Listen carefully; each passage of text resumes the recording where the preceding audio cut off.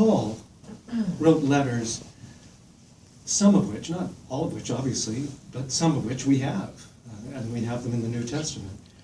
He wrote letters for the same reason we write letters, to stay in touch, to say I miss you, to say I love you, to say I'm sorry, although I don't know, didn't apologize very much. Yeah, he was pretty, well, I don't know what adjective to use there.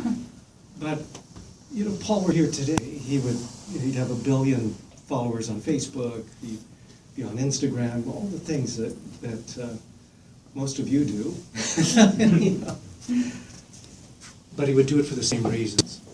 I love this portion that we have, his second letter to Timothy. The guess is that he was a young man involved in ministry, someone who obviously was inspired by Paul's preaching and formed by Paul's teaching, sent forth to shepherd a community, and now they're separated. And Paul is just writing, you know, I miss you. In fact, he says, you know, I pray for you all the time, day and night, Timothy. I've been praying for you. And be courageous, Timothy. I'm paraphrasing, of course, but be courageous. We haven't received a spirit of cowardice. Be courageous, young man.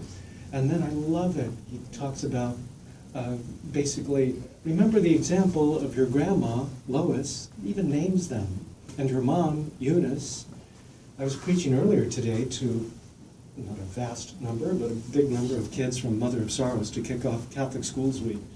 And I asked them a very simple question. How many of you guys have grandmas? And they all raised their hand. How many of you think your grandmas are special? And they all raised their hands, rightfully so.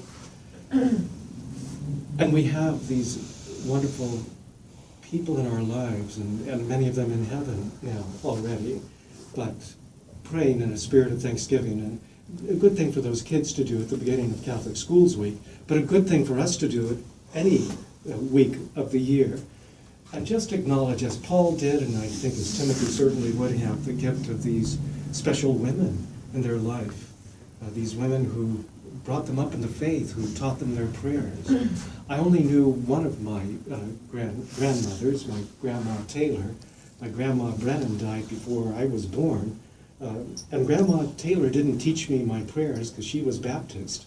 So I didn't learn my Catholic prayers from Grandma Taylor, but I learned how to pray from Grandma Taylor. It's the women in our lives who are the first, really, and foremost in that kind of teaching. Dads, I'll give you equal time when Father's Day arrives in June.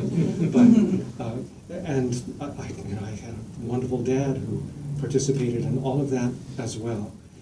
But on this week, we will join with those who are praying for and with Catholic schools, the kids, the teachers, the staff, in a real prayer of thanksgiving. Our Catholic schools, our religious education programs would not exist without these beautiful, faith-filled women. Again, I'm not discounting men completely.